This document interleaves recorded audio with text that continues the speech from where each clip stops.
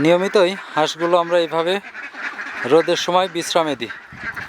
আজকে বিশ্রামে দিয়েছি, তবে এর বিশেষ কারণ আমাদের ঘরে জীবাণুনাশক স্প্রে করছি, যাতে আমাদের ঘরের ভিতরে কোনো জীবাণু থাকলে তা যেন মারা যায়।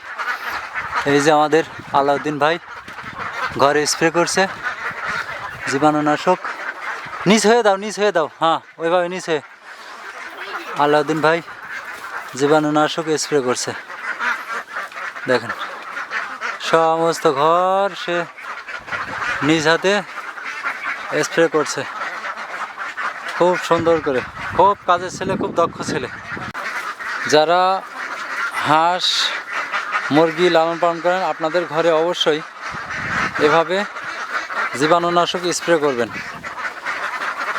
তাহলে হয় কি, ঘরের যে জীবাণু তৈরি হয় সেগুলো মারা যায়, হাঁসগুলো সুস্থ থাকে, সুন্দর থাকে।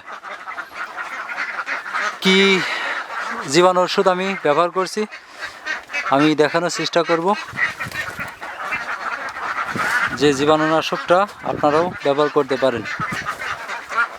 এবং এর থেকে যদি ভালো কোনো জীবাণুনাশক আপনাদের জানা থাকে তাহলে অবশ্যই জানাবেন। এই যে আমাদের আলাউদ্দিন ভাই জীবাণুনাশক নিয়ে চলে এসছে, দেখি।